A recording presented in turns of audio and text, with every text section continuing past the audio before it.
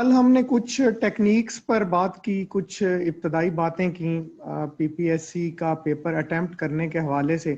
आज हम थोड़ा सा उससे एक दर्जा आगे अपनी बात को ले जाएंगे और आज हम बात करना चाह रहे हैं कि अमली तौर पर पेपर की तैयारी कैसे शुरू करनी है। आज का हमारा गुफ्तगू का मौजू यही होगा। तो उसमें यह है कि सबसे पहली बात कि अगर आप लोगों से कोई भी पूछे कि ऑब्जेक्टिविटी और सब्जेक्टिविटी में फ़र्क क्या है, तो थोड़ा सा आपको इसका अंदाज़ा होना चाहिए, क्योंकि आप लोगों को अपना ये पेपर तैयार करना है बिल्कुल एक ऑब्जेक्टिव अप्रोच के साथ। तो ऑब्जेक्टिव अप्रोच कैसे आप रखेंगे, यानी आपके सामने एक मौजू है, आपको पता होना चाहिए कि इस मौजू के अहम नकात कौन कौन से ऐसे हो सकते हैं जिससे ये पूरा कवर हो रहा हो। मैं ये सजेस्ट नहीं करता कि आप एक तरफ से तारीख़ उर्दू अदब पढ़ना शुरू कर दें, जैसा कि अक्सर लोग बात करते हैं कि अगर आपके पास कोई भी एक तारीख़ मौजूद है तो आप वो पढ़ना शुरू कर दें और बस उसमें से सवाल बनाते जाएं और आप ऐसे आगे बढ़ते जाएं। तवारीख मुख्तलिफ एतबार से हमारे पास मौजूद हैं। कुछ तवारीख ऐसी हैं जो आप कहें कि असनाफ के एतबार से तरतीब दी गई हैं, कुछ तवारीख ऐसी हैं जो दबिस्तानों के एतबार से तरतीब दी गई हैं। तो इसलिए किसी भी एक तारीख को सामने रखते हुए अगर हम ये समझें कि हम कर सकते हैं इस तरह से तैयारी, तो मेरा ख्याल है कि वो इतना आसान नहीं है। तो आपने सबसे पहले ऑब्जेक्टिव अप्रोच, मतलब मुझे कोई पूछे कि आप उर्दू को अपनी ऑब्जेक्टिव अप्रोच के साथ 2-3 हिस्सों में अगर डिवाइड करना चाहें उर्दू का मुताला, तो आप कैसे डिवाइड करेंगे? तो मैं उसके 3 हिस्से बनाता हूं। अब पहले सबसे पहले उसके 2 बड़े हिस्से बनाऊंगा और फिर वो आगे 3 हिस्सों में। 2 बड़े हिस्से उर्दू के, एक है उर्दू जबान और एक है उर्दू अदब। पहले तो आप इसके दरमियान एक लाइन खींच लें कि जो जबान है वो एक अलग मुताला है और अदब का मुताला अलग है। पूरी मॉडर्न वर्ल्ड में जहां जहां भी अंग्रेजी जबान का मुताला कराया जाता है, पढ़ाई जाती है और जगहों पर भी, तो आपको पता होना चाहिए कि लिंग्विस्टिक्स अब एक तरह से एक बिल्कुल अलग डिपार्टमेंट हो गया है और जो जिसको आप कहें कि लिटरेचर है वो एक अलग डिपार्टमेंट है और अलग शोबे के तौर पे पढ़ाया जाता है। तो दो जब हम कहते हैं कि इसको हिस्सों में हम तकसीम कर लेते हैं, जबान और अदब। अब जबान का मुताला तो वो बिल्कुल एक अलग मौजू है, उस पर हम तफसील से बात करेंगे। अब आप अदब पे आ जाते हैं। अदब को आप ऑब्जेक्टिव अप्रोच के साथ 2 बड़े हिस्सों में तकसीम करते हैं, एक है नज्म और एक है नसर। यानी नज्म यहाँ अपने बड़े मफहूम में मैं ले रहा हूं, यानी एक है पोइट्री और दूसरा है प्रोज। अब आप पोइट्री और प्रोज को, नज्म और नसर को भी आगे मुख्तलिफ छोटे छोटे इसके, यानी बिल्कुल ऑब्जेक्टिव अंदाज में छोटे छोटे इसके पोर्शंस बनाएंगे, छोटे छोटे हिस्सों में आप तकसीम करते हैं और वो जाहिर है कि आप असनाफ के एतबार से तकसीम कर सकते हैं। तो उसमें आप समझते हैं कि भाई उर्दू की जाहिर है आपने शेरी रिवायत पूरी की पूरी पढ़ी हुई है, तो उसको हम 2 अगर हिस्सों में तकसीम करना हो, एक है उर्दू नज्म की रिवायत और एक है उर्दू गजल की रिवायत। अब ये जो जितनी असनाफ हैं मुख्तलिफ, नज्म की पहले तो तारीफ के बारे में क्लियर हो जाएं और गजल की तारीफ के बारे में आप क्लियर हो जाएं कि नज्म किसी भी एक ही मौजू पर चलती है शुरू से लेकर आखिर तक। उसके पहले शेर से, वो कोई सी भी नज्म है, वो आजाद नज्म है, पाबंद नज्म है, कोई भी नज्म है, पहले शेर से आखिरी शेर तक उसका जो मौजू है, उसका जो थीम है, वो एक ही रहता है। और गजल में हर शेर अपने तौर पर आजाद है और अपनी हैसियत में एक पूरी की पूरी नज्म होता है हर शेर। इस मफहूम में आप बिल्कुल इस पे क्लियर हैं। तो जब आप कहते हैं नज्म, अब एक ही मौजू पर लिखी जाने वाली, उससे जो सबसे पुरानी हमारी रिवायत, सबसे कदीम रिवायत नज्म की हमें नजर आती है, वो हमें नजर आती है मसनवी की सिंफ में। आप वहां से शुरू करते हैं। अब आप नज्म की यानी कुछ मैं अगर इसको तकसीम करता होता हूं तो मैं कुछ इसकी मौजुआती असनाफ और कुछ फनी असनाफ उनमें तकसीम कर लेता हूं। मसलन मुसद्दस, मुखम्मस, कता, रुबाई, ये सारी एक तरह से आप यूं कह लें कि फनी हवाले से आप इसकी असनाफ बना सकते हैं। फनी हवाले से यानी उसमें कितने अशार एक नज्म में हो सकते हैं, मुसद्दस की क्या हायत होती है, मुखम्मस हायत के एतबार से, एक तो वो तकसीम है। दूसरी है मौजुआती तकसीम, यानी मसनवी जो है वो अपनी एक हायत तो है, लेकिन असल में जो मसनवी की आप तारीफ करते हैं वो ये है कि ऐसी नज्म है जिसमें शुरू से लेके आखिर तक एक कहानी चलती है, ठीक है, एक फिक्शन उसमें मौजूद होता है।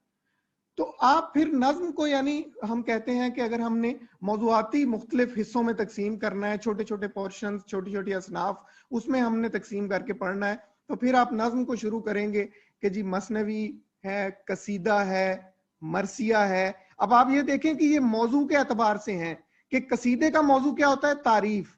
मरसिए का मौजू क्या होता है कि दुख का इजहार, या किसी की यूं कह लो कि भाई एक वाक़े पर आप अपनी तकलीफ का उसका इजहार करते हैं, उस याद में लिखा जाता है मरसिया, किसी की जुदाई में, दुख में जो लिखा जाता है। इसी तरह से आप आगे आते जाएं, जितनी भी शहर अशोब है, वसूख्त है, और जो बात की असनाफ है, मसलन गीत है एक अपने तौर पर, दोहा है, हाइको है, या अब एक और सिन्फ आजकल उसका नाम लिया जाता है तरवीनी है, मुख्तलिफ असनाफ हैं।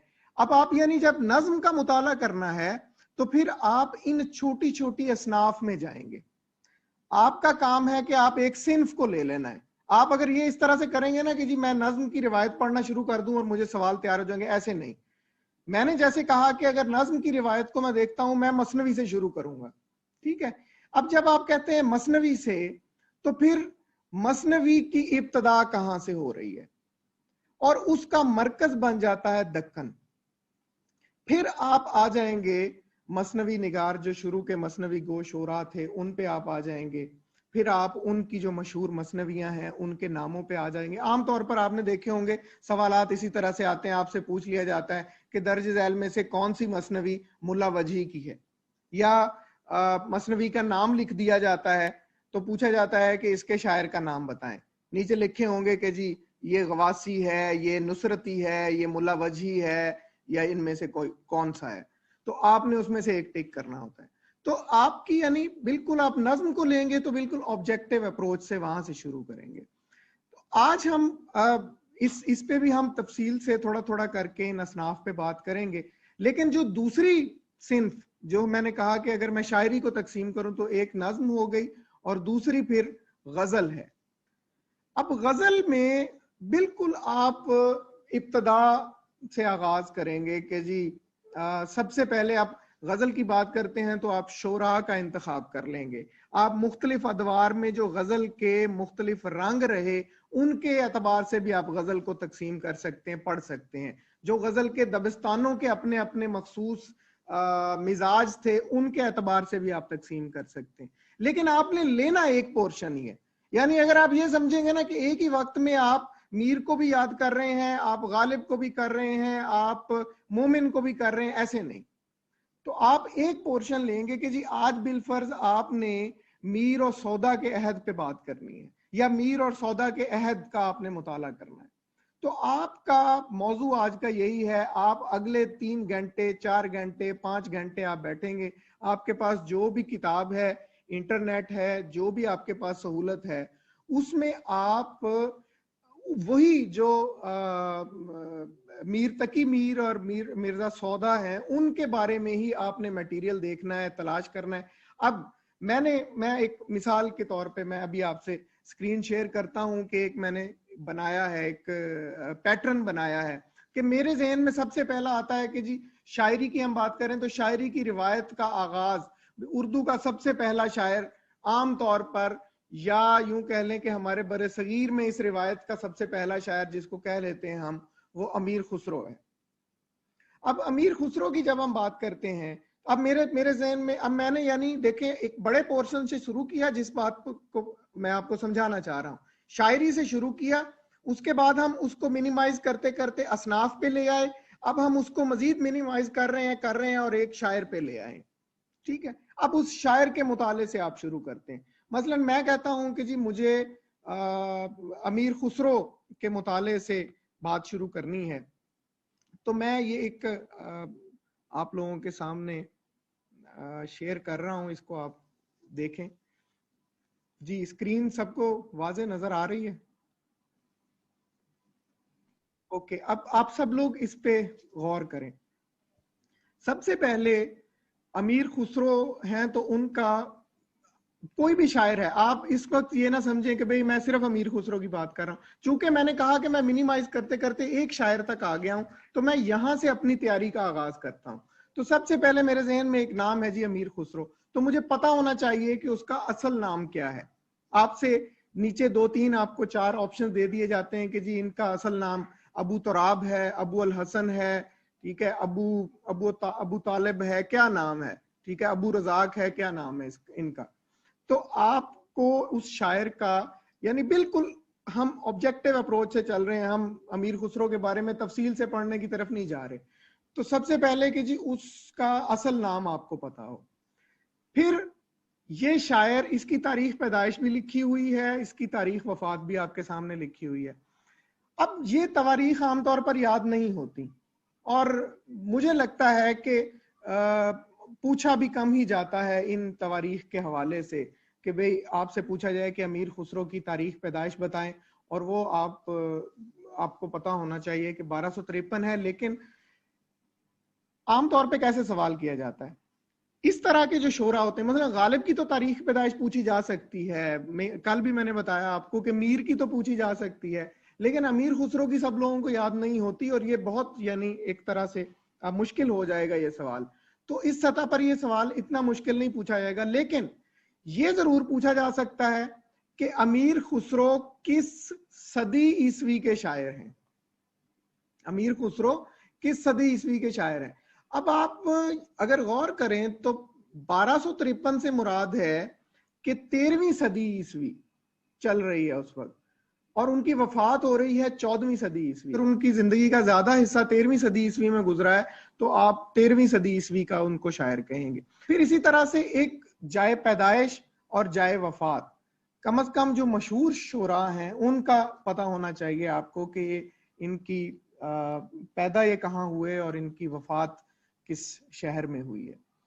پھر امیر خسرو جیسے معروف شاعر کی بات ہو رہی ہے تو اس کا زمانہ. اب آپ یہ سارے سوالات, میں نے آپ کو ایک بالکل پیٹرن بنا کے بتایا ہے اس وقت, یہ سارے سوالات آپ نے خود تیار کرنے ہیں. ہر شاعر کے بارے میں ہم روزانہ ایک لیکچر میں ایک شاعر کے بارے میں گفتگو نہیں کریں گے, ہم صرف اہم باتیں, اور آپ کو میں پیٹرن بتاؤں گا کہ کس پہ آپ نے تیاری کرنی ہے.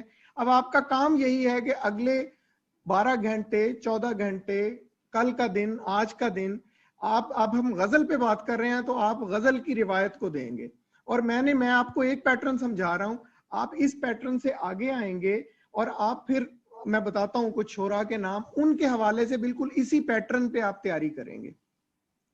تو جائے پیدائش اور جائے وفات, اس کے بارے میں آپ کو کلیئر ہونا چاہیے. پھر ہے زمانہ. امیر خسرو کے بارے میں عام طور پر پوچھا جاتا ہے کہ انہوں نے کس خاندان کے ساتھ, کس حکمران خاندان کے ساتھ زیادہ وقت گزارا, یا کن بادشاہوں کے دربار میں زیادہ انہوں نے وقت گزارا. تو اس میں یہ 3 خاندان لکھے ہوئے ہیں, خاندان غلامہ ہے, خلجی ہے, تغلق ہے. لیکن ان کا جو زیادہ عرصہ گزرا وہ خلجی بادشاہوں کے ساتھ گزرا, ان کے دربار میں انہوں نے زیادہ وقت گزارا, اور انہی کے دربار میں رہتے ہوئے تواریخ بھی لکھی اس دور میں, اور شاعری بھی انہوں نے اسی دور میں کی. پھر ہے کہ انہیں کوئی خطاب جس کی بنیاد پہ وہ مشہور ہوں, تو وہ اس طرح کا سوال بھی آ جاتا ہے پیپر میں کہ جی آپ سے ڈائریکٹ خطاب پوچھ لیا جائے کہ طوطی ہند کا خطاب کس شاعر کو ملا, تو امیر خسرو ہے. پھر امیر خسرو کے حوالے سے پوچھا جا سکتا ہے کہ بھئی صوفیاء میں ان کو سب سے زیادہ عقیدت کس سے تھی, تو خواجہ نظام الدین اولیاء سے ان کی عقیدت تھی, اور وہ پھر دہلی میں ان کے دربار کے قریب ہی ان کی وفات اور ان کا دربار موجود ہے. پھر وجہ شہرت ان کی کیا ہے؟ تو شاعری ہے ظاہر ہے، لیکن اس کے ساتھ دوسرا بڑا حوالہ امیر خسرو کا موسیقی بھی ہے، ٹھیک ہے۔ پھر شاعری میں انہوں نے کن کن اصناف میں شاعری کی ہے؟ مثنوی میں بھی لکھی انہوں نے، دوہے بھی لکھے، قصیدے بھی لکھے، غزل بھی اور پہیلیاں بھی۔ مطلب آپ سے سوال پوچھ لیا جائے کہ درج ذیل میں سے کون سا شاعر ہے جنہوں نے مثنوی کے ساتھ ساتھ پہیلیاں بھی لکھی، تو نیچے آپ سے پوچھا جائے کہ امیر خسرو، میر تقی میر، قلی قطب شاہ اور مرزا غالب، تو آپ کو پتا ہونا چاہیے کہ یہ امیر خسرو ہیں جنہوں نے پہیلیاں لکھی ہیں۔ تو یہ بالکل اس طرح کا سوال۔ پھر کوئی مشہور شعر ان کا جو ان کا ہے یا نہیں ہے، اس پہ تو ظاہر ہے تحقیق چلتی رہتی ہے وقت کے ساتھ ساتھ، لیکن بہرحال ان سے منسوب ہے۔ تو آپ سب لوگوں نے ایک تو یہ سنا ہوا ہوگا، زحال مسکین مکن تغافل دورائے نینا بنائے بتیاں، تو یہ ان کی ایک مشہور ہے غزل۔ پھر فارسی ان کی غزل جو ہے کہ گر فردوس بر روئے زمیں است، ہمی استو ہمی استو ہمی است، یہ بھی ان کی مشہور ایک طرح سے شعری ٹکڑا ہے۔ آپ کہیں بھی آ جاتا ہے سوال تو آپ کو پتا ہونا چاہیے۔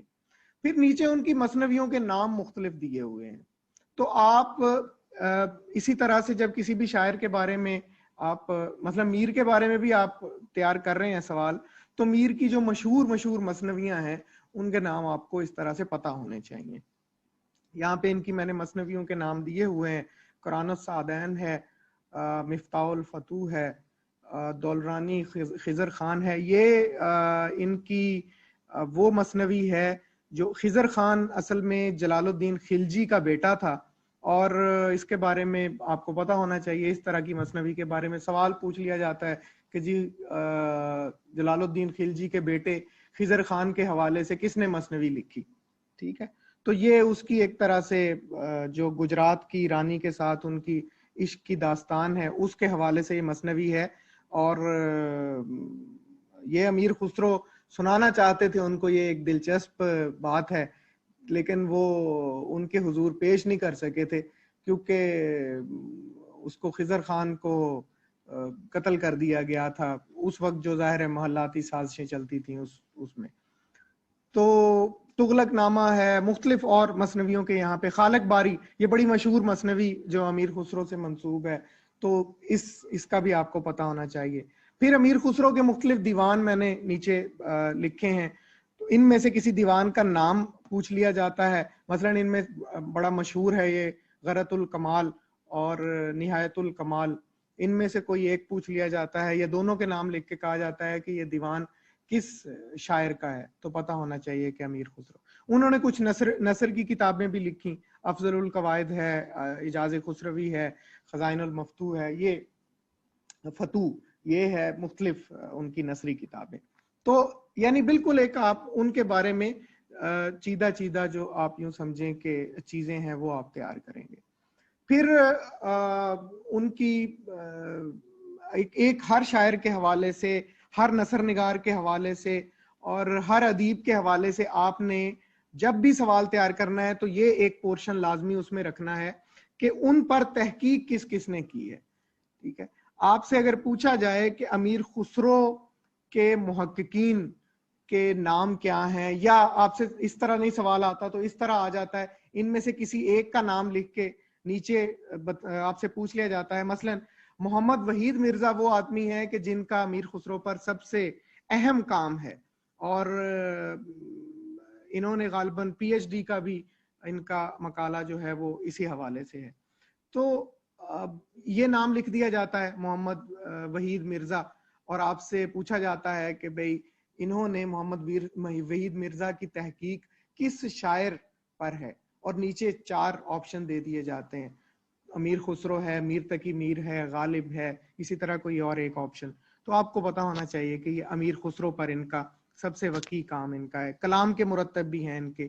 پھر نور الحسن انصاری ہیں، شجاعت علی سندیلوی ہیں، عرش ملی ثانی اور گوپی چاند نارنگ، یہ امیر خسرو پر ان کے کام ہیں۔ ان کی کتابوں کے نام آپ سرچ کرنا چاہیں آپ کے لیے کوئی مشکل نہیں ہے، آپ امیر خسرو پر گوپی چند نارنگ کی کتاب یا امیر خسرو گوپی چند نارنگ، یہ 2 لفظ لکھ کے بھی آپ گوگل کریں تو ان کی کتابیں آ جائیں گی سامنے آپ کے، آپ वहां से देख सकते हैं। आपको बहुत ज्यादा परेशानी लाइब्रेरियों में जाकर किताबें तलाश करने की अब उस तरह से नहीं है जो आज से 10 साल पहले के लोगों को इस तरह तैयारी करते हुए हो सकती थी। फिर इसी तरह अमीर खुसरो का कलाम किसने तरतीब दिया है, तो उसमें भी मोहम्मद वहीद मिर्जा जो हैं इनका नाम अहम है, और प्रोफेसर वजीरुल हसन आबदी हैं, इन्होंने भी एक अमीर खुसरो की गजलियात का एक दीवान इन्होंने मुरतब किया था, और वो गालिबन मजलिस तरक्की अदब लाहौर ने वो छापा था। तो ये वो भी एक इंतखाब इनकी गजलों का है। फिर कुछ किताबों के नाम मैंने यहाँ पे 2-3 किताबों के नाम दिए हैं। मसलन अमीर खुसरो अहद फन और शख्सियत किसकी किताब है, तो ये अर्श मलीसानी की है। फिर अमीर खुसरो फर्द और तारीख अहम किताब है मोइनुद्दीन अकील की। और फिर एक बहुत अहम और किताब है जो आमतौर पर मुख्तलिफ क्लासों के निसाब में भी पढ़ाई जाती है और बताई जाती है, और अमीर खुसरो पर तहकीक करने वालों के लिए सबसे अहम और बुनियादी किताब इसको समझा जाता है, वो है अमीर खुसरो का हिंदवी कलाम मा नुस्खा बर्लिन जखीरा स्प्रिंगर। ये स्प्रिंगर जो हैं ये एक मुस्तशरिक थे जिन्होंने तहकीक करके अमीर खुसरो का जो हिंदवी कलाम है वो इन्होंने तरतीब दिया, ये मंजर आम पर लेके आए। और फिर गोपीचंद नारंग ने ये जो नुस्खा है इसको नुस्खा बर्लिन के नाम से मुरतब किया है, और गोपीचंद नारंग की वो किताब संग मील लाहौर ने शाया भी की हुई है।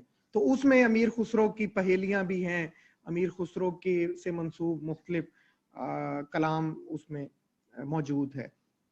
उस पर फिर गोपीचंद नारंग साहब ने अपना एक मुकदमा भी लिखा हुआ है, जिसको जो ज़ाहिर है बड़ा दिलचस्प है, जिसको आप पढ़ें तो उसमें पता चलता है कि कितने अशार हैं जो वाकई अमीर खुसरो के हैं और कितने अशार हैं जिन पर डाउट है कि ये अमीर खुसरो के अशार हैं। अच्छा, फिर अमीर खुसरो सवाने उमरी, ये किताब है डॉक्टर वहीद मिर्जा की ही। तो इसके बारे में भी तो आपने ये एक पूरा पैटर्न देख लिया इस वक्त आपके सामने।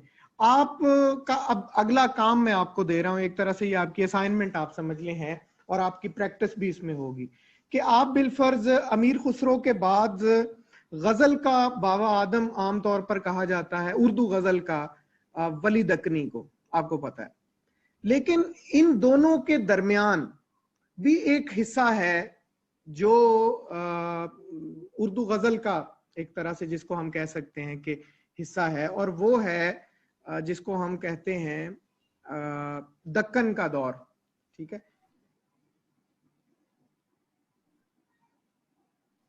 जी, तो इसके बीच में भी एक दौर है जिसको हम कहते हैं कि ये दक्कन का दौर है या दक्कन का अहद है। यानी आप जब अमीर खुसरो से शुरू होते हैं तो अमीर खुसरो के बाद बीच में जिसको हम उर्दू का पहला साहिब दीवान शायर कहते हैं, तो एक वक्त एक दौर उनका भी आता है, यानी कुतुब शाही दौर है, फिर कुछ आदल शाही शोरा हैं, तो वो जो एक दक्कन का पूरा अहद है वो भी इस बीच में आता है।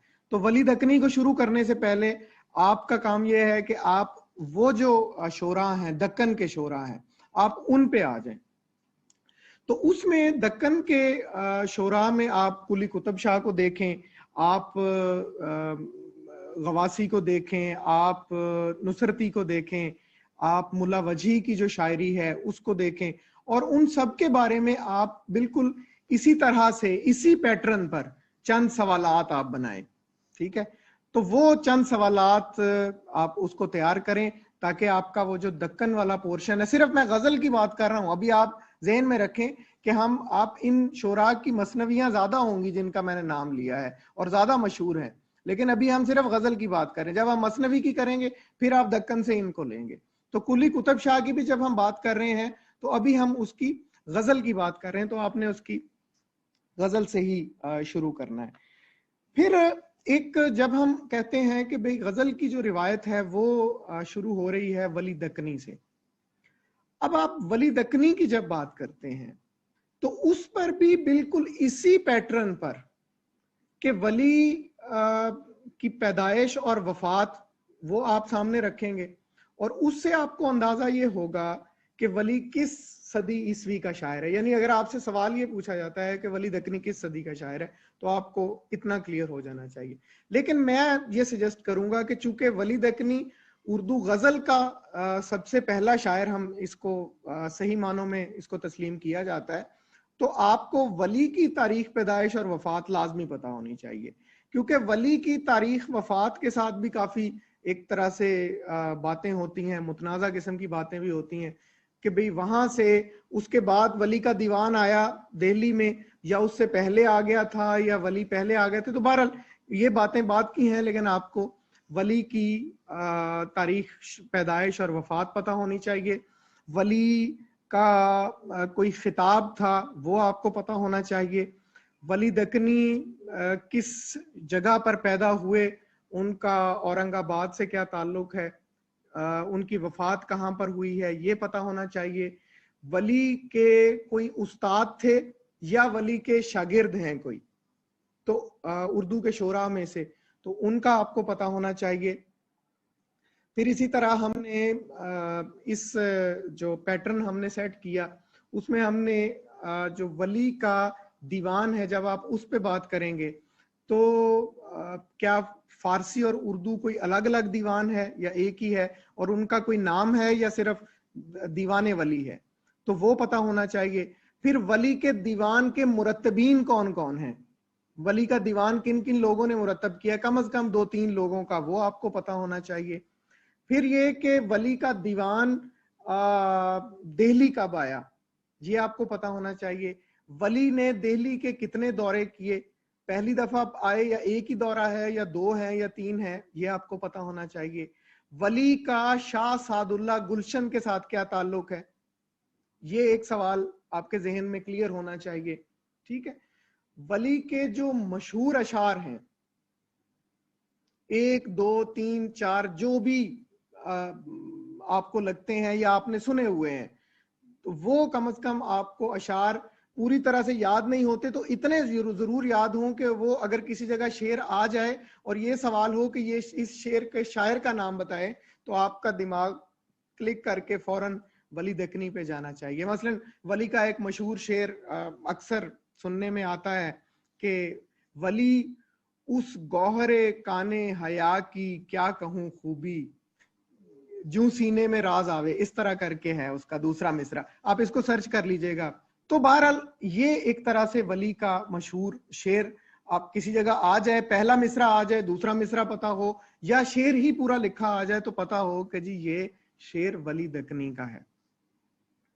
اسی طرح سے ولی کے محققین, ولی پر 2 3 4 5 کتابوں کے نام وہ آتے ہوں, پتہ ہو کہ جی محمد خان اشرف کی کون سی کتاب ہے, یا اسی طرح سے کوئی 2-3 اور ناقدین جن کی ولی پر باقاعدہ پوری کتابیں موجود ہیں, تو ان کتابوں کے نام آپ کو آنے چاہیے اور ان کے مصنفین کے نام آپ کو آنے چاہیے. تو اس طرح کر کے آپ ولی دکنی کو کور کریں گے. آپ سے ولی کے کلام کی خصوصیات کوئی نہیں پوچھے گا, ٹھیک ہے, یہی معلومات ہیں جو ولی کے حوالے سے پوچھی جا سکتی ہیں. اس کے بعد پھر ایک اگلے حصے میں آپ آ جائیں. اب ولی کے بعد جو ایک طرح سے ایک روایت غزل کی آگے بڑھ رہی ہے, تو ایک بڑا پڑاؤ آتا ہے میر تقی میر. لیکن پھر جیسے ہم نے یہ کہا کہ ولی اور امیر خسرو کے درمیان ایک زمانہ ہے, اسی طرح ولی اور میر تقی میر کے درمیان بھی ایک زمانہ ہے, اور وہ زمانہ اردو کی تاریخ میں بڑا اہم زمانہ ہے. اس کو ہم کہتے ہیں کہ یہ ایہام گوئی کا دور ہے. ولی کا کلام دہلی آنے کے بعد یہ ایہام گوئی کا دور شروع ہوتا ہے. اب ایہام گوئی میں پہلے تو ایہام کا معنی سمجھ آنا چاہیے. ایہام کے بارے میں آپ کو کلیئر ہونا چاہیے کہ بھئی شعر میں اگر ذو معنویت پائی جاتی ہے, بڑا سادہ سی بات اگر ہم سمجھ لیں تو اس کو ہم کہتے ہیں کہ بھئی یہ ایہام گوئی ہے. مثلا اس کی مثال, مشہور مثال جو مومن خان مومن کا شعر آپ لوگوں نے سنا ہوگا سب نے, کہ شب جو مسجد میں جا پھنسے مومن, شب جو مسجد میں جا پھنسے مومن, رات کاٹی خدا خدا کر کے. ٹھیک ہے. اب اس کے دوسرے مصرے میں ایہام موجود ہے, خدا خدا کر کے میں, رات کاٹی خدا خدا کر کے میں. اب یہ جو روایت ہے ایک ایہام گوئی کی، یہ ایک بڑا دور رہا میر تقی میر اور ولی کے درمیان میں. یوں تو ایہام گوئی سب شعراء نے کی ہے، آج تک بھی شاعر یہ کر رہے ہیں ایہام گوئی اپنی غزل میں، لیکن جو ایک بڑا یا نمایاں ایک دور ہے جو ایک تحریک کے طور پر چلا، اور تحریک کے طور پر چلنے سے مراد یہ ہے کہ باقاعدہ شعراء نے اس خصوصیت کو لے کر، اس ٹیکنیک کو لے کر شعر کہے.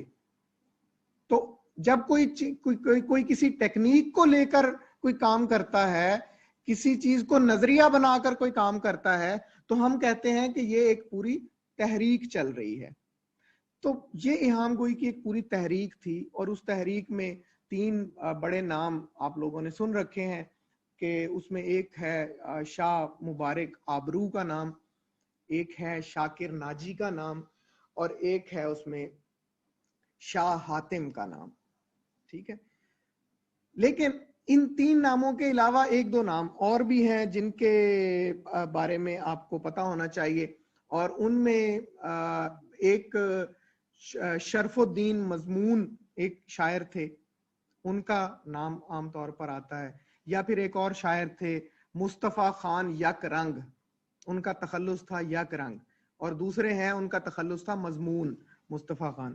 تو یہ شرف الدین مضمون. تو یہ ایک طرح سے وہ ایہام گو شعراء ہیں جن کا نام آپ کو سب سے پہلے کلیئر ہونا چاہیے. آپ سے سوال آ جائے، نام اوپر لکھے ہوں، 3 نام لکھے ہوں کہ شرف الدین مضمون، مصطفیٰ خان یکرنگ اور شاکر ناجی، ان کا تعلق کس تحریک سے ہے، اور نیچے 3-4 آپشن دیے گئے ہوں کہ ایہام گوئی کی تحریک ہے، یا اصلاح زبان کی تحریک ہے، یا یہ علی گڑھ تحریک ہے، یا انجمن پنجاب کی تحریک، کوئی بھی نام ایسے دے دیے جائیں.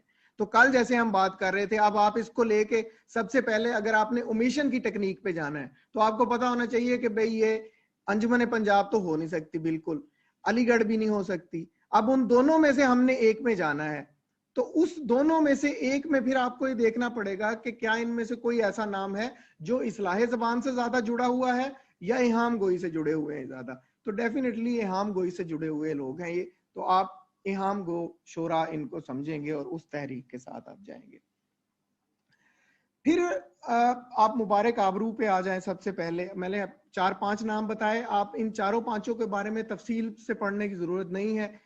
1-2 چیزیں سب کے بارے میں پتا ہونی چاہیے، وہ یہ کہ مبارک آبرو، شاکر ناجی اور شاہ حاتم، ان تینوں کا تعلق، باقی 2 کا بھی اگر پڑھ لیں تو بہت اچھی بات ہے، ان تینوں 4 کا تعلق کس صدی عیسوی سے ہے.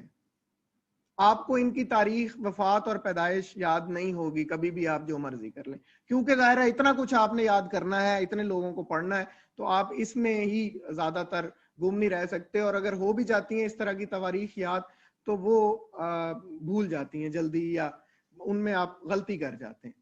تو بجائے یہ کرنے کے آپ اس پہ کلیئر ہو جائیں کہ یہ کس دور کے شاعر ہیں. مثلا آپ آبرو ہے تو وہ غالباً کوئی 1730-32-33 میں ان کی وفات ہوئی ہے. شاکر ناجی ہیں تو ان کی 1743-44 میں وفات ہوئی ہے. اسی طرح شاہ حاتم بھی اسی دور کے ہیں. تو آپ انہیں کہیں گے کہ جی یہ 18ویں صدی عیسوی کے شاعر ہیں، کیونکہ معروف 18ویں صدی عیسوی میں ہوئے ہیں. گو کہ ان میں سے آبرو اور شاکر ناجی اور اس کی پیدائش پہلے کی ہے، لیکن بہرحال ان کی جو شہرت قائم ہوئی شاعری میں، ایک ان کا نام بنا، وہ 18ویں صدی عیسوی کے ساتھ ہے. تو ایک تو آپ کو اس حوالے سے آپ کو کلیئر ہونا چاہیے. پھر یہ کہ ان کا جو دیوان ہے، دیوان آبرو ہے، دیوان شاکر ناجی ہے، اور شاہ حاتم کا دیوان ہے. ان تینوں کے مرتبین کون کون ہیں؟ ٹھیک ہے، تو آبرو کا جو دیوان ہے یہ ڈاکٹر محمد حسن نے مرتب کیا تھا. اس کو آپ لکھ لیں یا آپ اس کو پڑھ لیجئے گا. اسی طرح جو شاکر ناجی کا دیوان ہے یہ ڈاکٹر فضل الحق ہیں، انہوں نے مرتب کیا تھا. پھر اسی طرح جو شاہ حاتم ہیں ان کا جو دیوان ہے یہ مشہور ہے، ایک اس کا باقاعدہ نام انہوں نے رکھا ہے، دیوان زادہ اس کا نام ہے. تو اس کے جو مرتب ہیں وہ ڈاکٹر عبدالحق ہیں. ٹھیک ہے. تو ان تینوں کے کلام کے کم از کم آپ کو مرتبین کا پتہ ہونا چاہیے. پھر اسی طرح سے جو ان کے مشہور اشعار ہو سکتے ہیں ایک طرح سے ان کے حوالے سے آپ کو کلیئر ہونا چاہیے کہ کسی جگہ اگر آبرو کا کوئی مشہور شعر آپ نے سن رکھا ہے, مثلاً مجھے آبرو کا ایک شعر یاد آتا ہے کہ کال آبرو کا تھا کہ نہ جاؤں گا اس کی گلی, ہو کر کے بے قرار دیکھو آج پھر گیا. ٹھیک ہے, یہ ایک آبرو کا شعر مشہور ہے. اسی طرح شاکر ناجی کا کوئی آپ کو ملتا ہے, آپ کے سامنے آ جاتا ہے ایک طرح سے, وہ آپ اس کو لے سکتے ہیں. پھر شاکر ناجی اس کا شاہ حاتم کا کوئی مشہور شعر آپ کو. ان تینوں میں سے اگر سوال آ جائے تینوں کا نام لکھ کے کہ ان تینوں شعراء میں سے زبان کے تجربات سب سے زیادہ کس نے کیے یا اصلاح زبان کی کوشش سب سے زیادہ کس نے کی, تو وہ شاہ حاتم ہے. پھر اسی طرح ان تینوں شعراء کا اصل یا پورا نام آپ کو آنا چاہیے. مثلا شاہ حاتم کا جو پورا نام ہے وہ ظہور الدین شاہ حاتم ہے. ٹھیک ہے. پھر ان تینوں محققین پر اگر کوئی ایک ایک دو دو کتابیں آپ کے سامنے آ جائیں, آپ تلاش کریں, تو وہ اس حوالے سے آپ لازمی ایک ڈیٹا بنا رکھیں. پھر ان تینوں شعراء کے استاد کا نام یا شاگردوں میں کوئی معروف آدمی ہے تو اس کا پتہ ہونا چاہیے. جیسے جو میر کے ساتھ دوسرے مشہور شاعر ہیں مرزا سودا کے استاد تھے شاہ حاتم, تو یہ آپ کو پتہ ہونا چاہیے. پوچھ لیا جائے کہ اگر ان تینوں میں سے سودا کا استاد کون ہے تو وہ اس کے بارے میں آپ بالکل کلیئر ہوں. پھر اسی طرح جو اورنگزیب عالمگیر کی وفات کے بعد مغلیہ خاندان یا مغلیہ سلطنت جو تھی یا دہلی کی سلطنت جو تھی, اس میں ایک جو نسبتاً مشہور بادشاہ تھا وہ محمد شاہ رنگیلا تھا.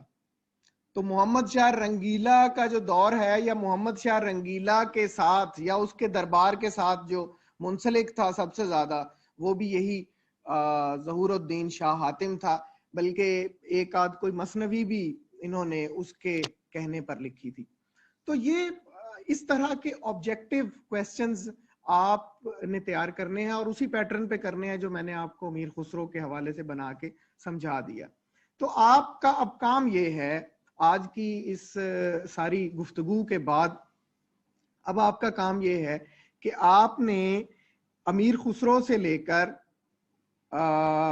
ولی دکنی تک اس کے جو درمیان کا ٹائم ہے اور ولی دکنی سمیت, پھر ولی دکنی سے لے کر میر تک یہ جو درمیان کا ٹائم ہے, یہ ان دونوں حصوں کو آپ نے کور کرنا ہے.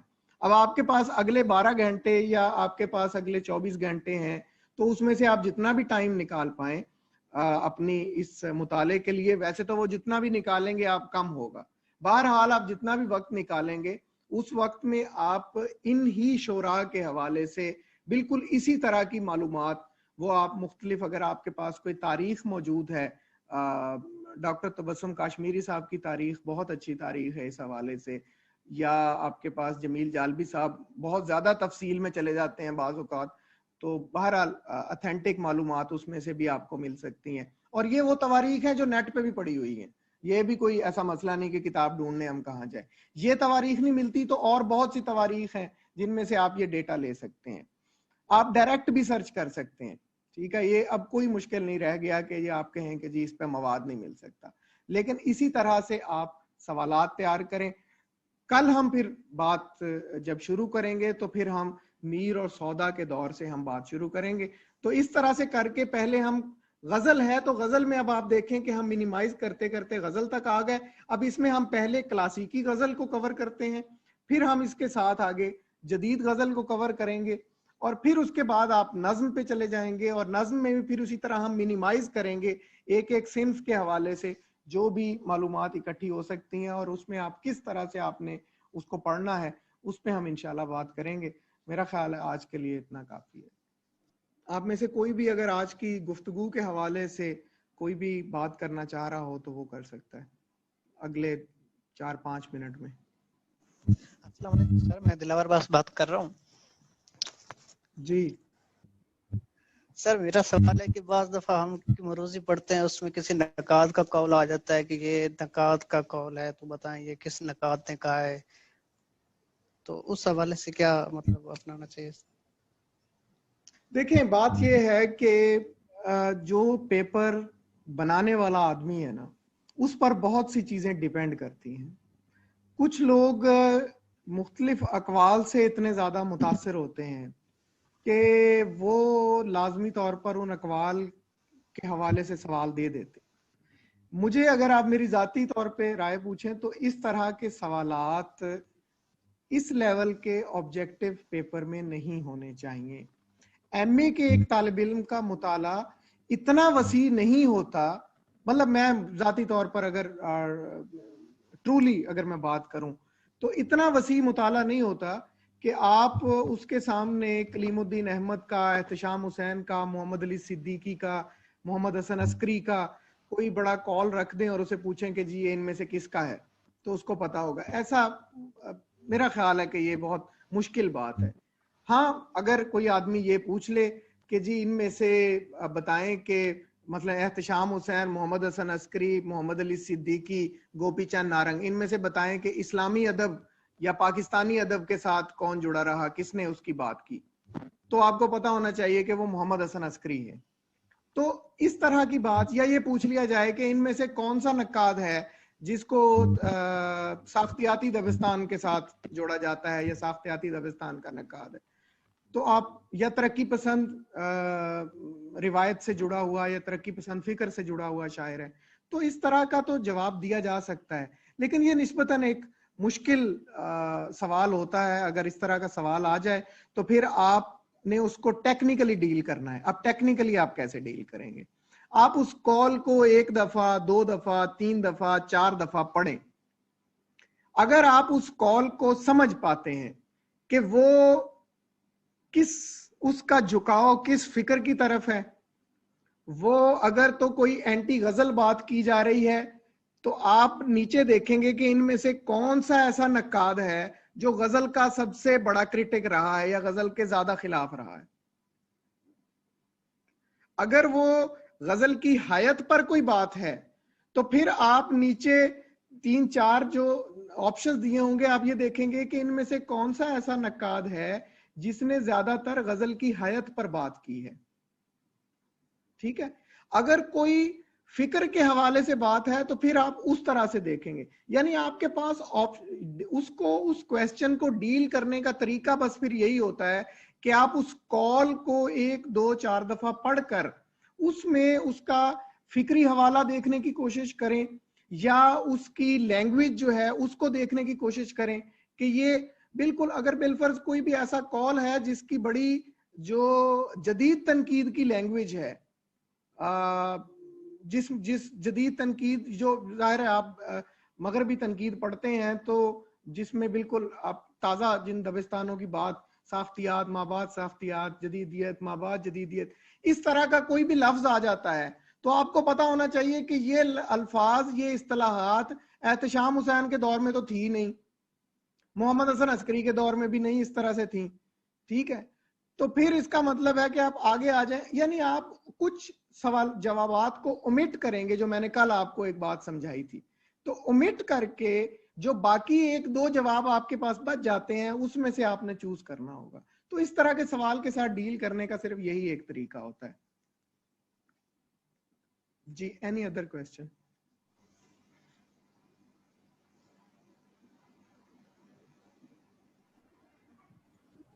جی السلام علیکم سر. جی وعلیکم السلام.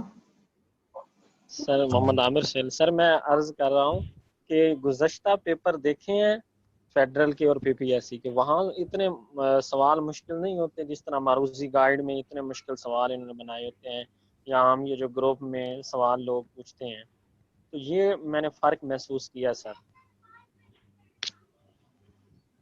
اوکے، اس کا جواب میں یہی دوں گا صرف کہ جو آپ بات کر رہے ہیں کہ کتابوں میں شاید اتنے مشکل سوال نہیں ہے، یا پرانے آپ نے جو پیپرز دیکھے ہیں ان میں نہیں ہے، تو ایک تو لیول کا فرق ہوتا ہے. دیکھیں جب کویسچن پیپر بنانے والے کے ذہن میں یہ ہوتا ہے کہ اس پیپر میں مور دین 10,000 15,000 اسٹوڈینٹس نے اپیئر ہونا ہے، تو ظاہر ہے کہ اس نے ایک اس میں سے خاص تعداد کو یوں کہہ لیں کہ نکالنا ہے، انہوں نے اس خاص کریم کو اوپر لے کے آنا ہے جو واقعتاً اس مشکل عمل میں سے گزر کے بھی اوپر آ سکتے ہوں. آسان جواب تو ہر ایک کو آ سکتے ہیں، مثلا کوئی اس قسم کا سوال کہ میر کا جو مخالف شاعر تھا یا میر کی مار کا آرائی کس کے ساتھ رہی، تو یہ ہر بندے کو پتا ہوگا کہ جی سودا کے ساتھ عام طور پر ان کا یہ رہا. لیکن میر کے ہم اثر شعرا اور کون ہیں میر اور سودا کے علاوہ، یہ صرف اس کو پتا ہوگا جو تھوڑا سا یعنی جس کا گریڈ اوپر ہوگا، جس نے تھوڑا زیادہ چیزوں کو پڑھا ہوگا. یا پوچھ لیا جائے ایک شاعر ہے، اس کا تخلص ہے یقین، پوچھ لیا جائے کہ یہ کس کا ہم اثر شاعر ہے، ٹھیک ہے، یا قائم چاند پوری یہ کس کا ہم اثر شاعر ہے، تو یہ ظاہر ہے سب لوگوں کو نہیں پتا ہوگا. یہ وہ جو 10,000 امتحان دے رہے ہیں تو اس میں سے پھر ایک مخصوص پرسنٹیج ہوگی 20% 30% جو اس سوال کا جواب دے سکتے ہیں، باقی نہیں دے سکتے ہوں گے. تو اس طرح سے کر کے کچھ سوالات بہت آسان ہوتے ہیں، آپ پیپر کھولیں گے آپ کہیں گے جی بس ٹھیک ہے یہ تو ہو گیا ٹھیک ٹھیک ٹھیک. لیکن کچھ سوالات پھر ایسے مشکل ہوتے ہیں کہ جو جس میں سے پھر وہ نکالتے ہیں اپنا ایک طرح سے جو بہت لائق بچے ہیں جنہوں نے بہت زیادہ پڑھا ہوتا ہے تو وہ آٹومیٹکلی نکل آتے ہیں. آسان آپ کو زیادہ تیار کرنے کی ضرورت نہیں ہوگی.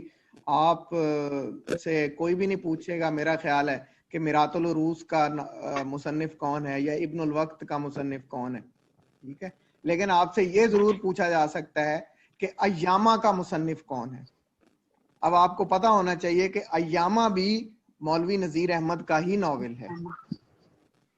تو یہ ایک طرح سے اس لیول پہ آپ کو تیاری کرنی ہے. یا کچھ سوالات جن میں آپ کو پھنسایا زیادہ جا سکتا ہے وہ ہوتے ہیں جو گرامر سے متعلق ہوتے ہیں، جو جہاں پہ آپ کو محاورات کے مطلب پوچھے جائیں گے، جہاں پہ آپ کو تراکیب کے مطلب پوچھے جائیں گے.